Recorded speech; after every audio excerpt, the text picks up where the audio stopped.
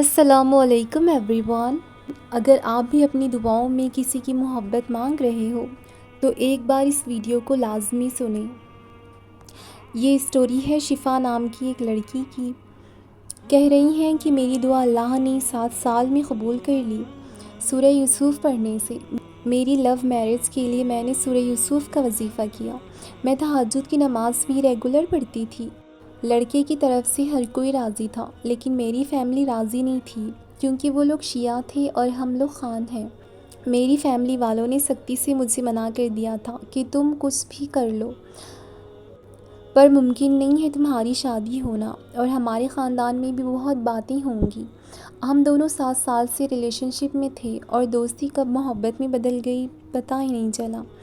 میری امی نے مجھے منع کر دیا تھا کہ تم اس خیال کو نکال دو اپنے من سے۔ ایسا ہونا پاسبل تو نہیں تھا، لیکن مجھے اپنے اللہ پر بہت زیادہ یقین تھا کہ اللہ تعالیٰ میری اس دعا کو ایک دن ضرور قبول فرمائیں گے۔ میں نے اپنے گھر میں یہ بتایا کہ میرے دل میں کوئی اور ہے اور میں کسی اور سے شادی نہیں کر سکتی، لیکن جیسے کہ میں نے آپ کو بتایا، امی نے مجھے سختی سے منع کر دیا تھا۔ ایک دن میں سورہ یوسف پڑھ کر سو رہی تھی تو مجھے خواب آیا کہ میری شادی ہو رہی ہے میری محبت سے۔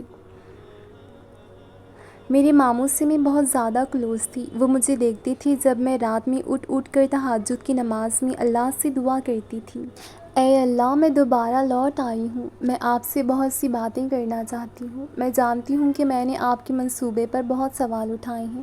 میں نے روتے ہوئے سسکتے ہوئے اپنا وقت گزارا، یہ جانتے ہوئے بھی کہ آپ نے میرے لیے یہ فیصلہ کیا۔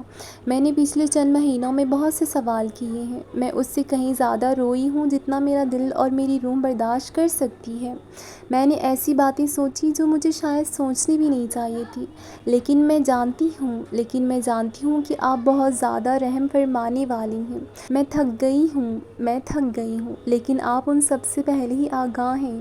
اس وقت میرا دل بہت درد میں تھا، میرے آنسو رکنے کا نام ہی نہیں لے رہے، میری روح تڑپ رہی ہے، میں بہت تکلیف میں ہوں۔ میں نہیں جانتی میری قسمت میں کیا ہے، آنے والے کل میں میرے ساتھ کیا ہوگا، آپ نے میرے لیے کیا لکھا ہے، میں کچھ نہیں جانتی، لیکن مجھے اس بات کا علم ضرور ہے کہ مجھے آپ پر دل سے بھروسہ کرنا ہے اور سب کچھ آپ کے ہاتھ میں چھوڑنا ہے۔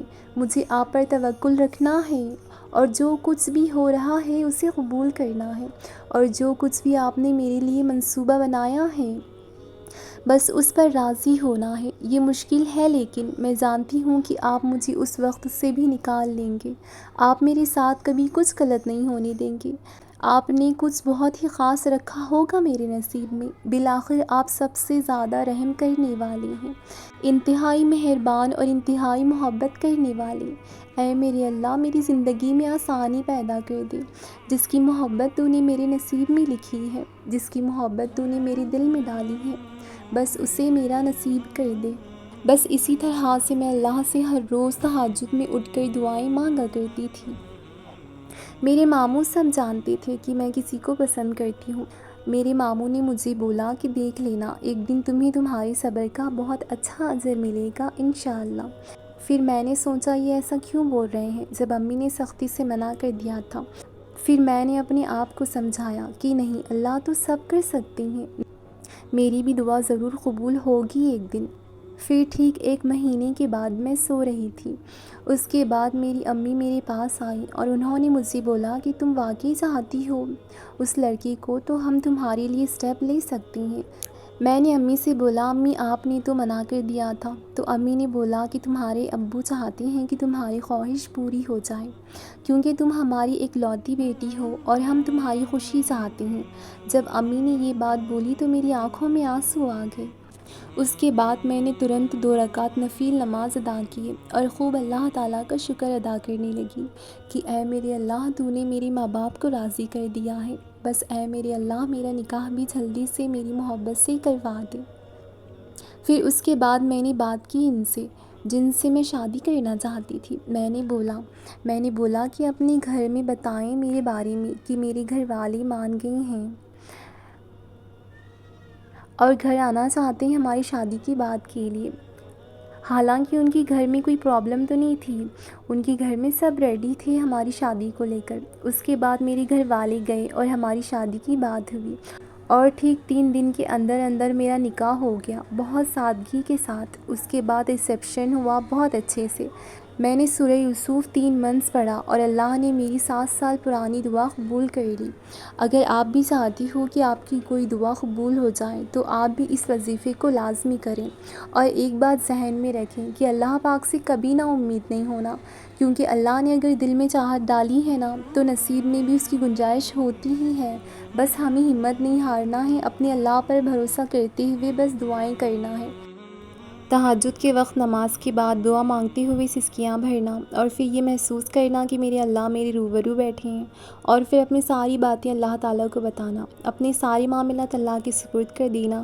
کسی شخص کو اپنے اللہ سے مانگنا، اللہ تعالیٰ سے ضد کرنا بچوں کی طرح، کسی کو اپنے حق میں بہتر سے بہترین بننے کی دعا مانگنا، نصیب بدلنے کا کہنا، اپنے دکھ درد بتانا، اور پھر کہنا کہ اللہ تعالیٰ یہ بندہ آپ کی کن کا منتظر ہے، کہہ دیجئے نا ہو جا کہ ہو جائے مکمل ہماری داستانیں، اور روتے روتے درود شریف پڑھ کے دعا مکمل کر دینا، اور اس کے بعد سکون کی سانس لینا۔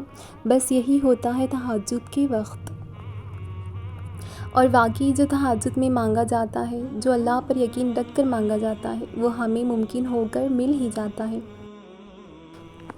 کچھ لوگ اور پھر ان کی باتیں کرتے کرتے ہم اللہ کی ذات میں اس قدر گم ہو جاتے ہیں کہ ہر تکلیف ہر درد بھول جاتے ہیں، اور پھر ایسا وقت بھی آتا ہے جب ہم تہجد کے لیے تو اٹھتے ہیں لیکن تکلیف سے نہیں بلکہ شکر سے اٹھتے ہیں۔ ایک غم کا سجدہ نہ جانے کتنے سجدوں سے ہمیں نجات دلاتا ہے۔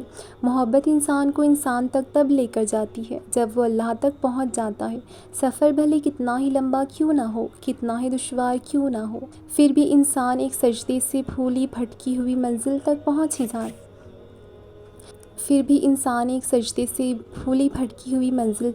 ہی جاتا ہے۔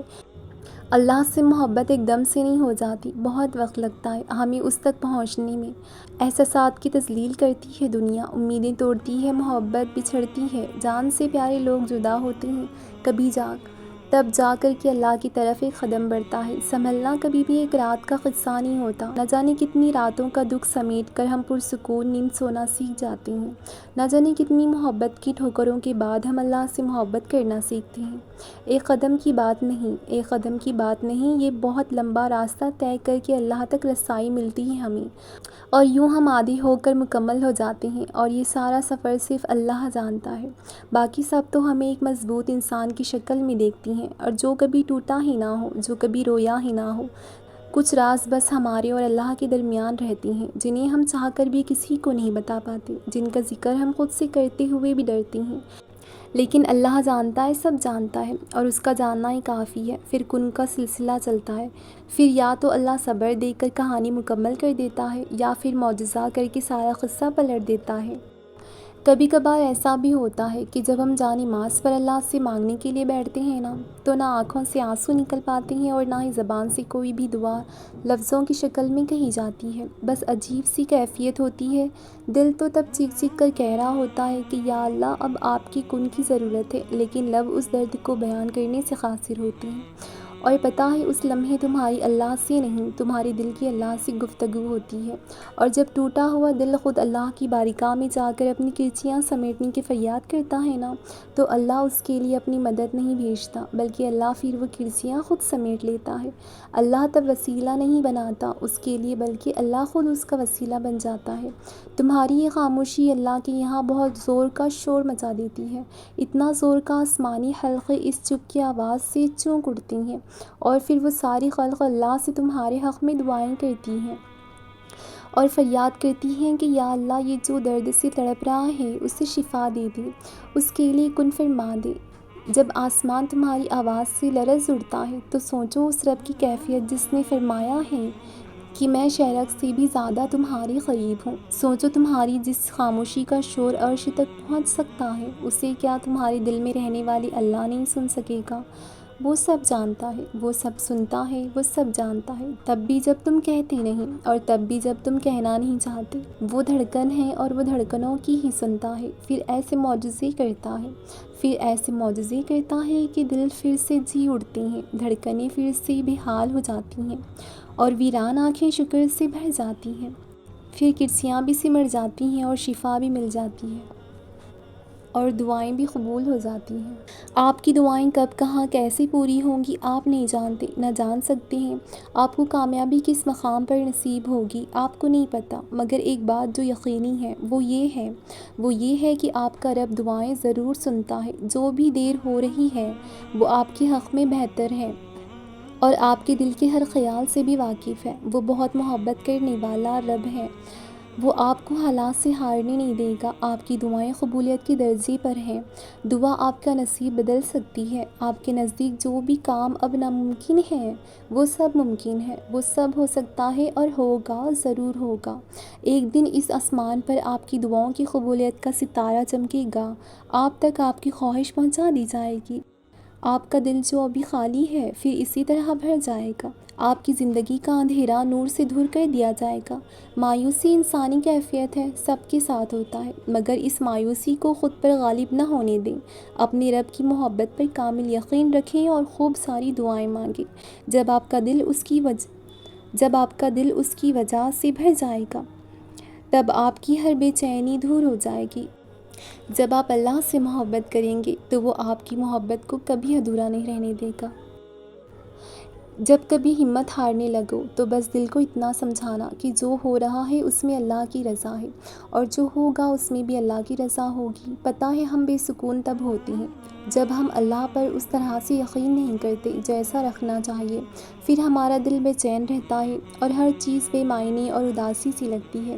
اسی لیے ایک لمبی سانس لو اور گزرا ہوا اچھا وقت کو یاد کرو، اور اگر یاد کرنے کو گزرا ہوا اچھا وقت بھی نہیں مل رہا تو آنکھیں بند کر کے ایک دفعہ ان تمام مرحلے پر نظر دوڑاؤ جن پر اللہ نے تمہیں تمہارے کہنے سے پہلے ہی سنبھال لیا تھا۔ اس کی نعمتیں یاد کرو، اس کی حکمتیں یاد کرو، اس کی طاقتیں یاد کرو، رات کا دن میں اور دن کا رات میں بدلنا یاد کرو، اور آخر میں اس کا وعدہ یاد کرو کہ ہر مشکل کے ساتھ آسانی ہے، ہر اندھیری رات کے بعد چمکتا ہوا سویرا ہے، اور اسے اپنے قریب محسوس کرو۔ بھول جاؤ کہ کوئی شرک کا فاصلہ بھی ہے، بس بے ساختہ ہونٹوں پر اس کا نام طاری کر لو، پھر دیکھنا یہ شرک کا فاصلہ بھی ختم ہو جائے گا اور وہ کیسے سکون بن کر تم میں سما جائے گا، اور وہ ساری دعاؤں کو تمہارے لیے بہتر بنا کر تمہارے لیے کن فیکن کا اشارہ بھیج دے گا۔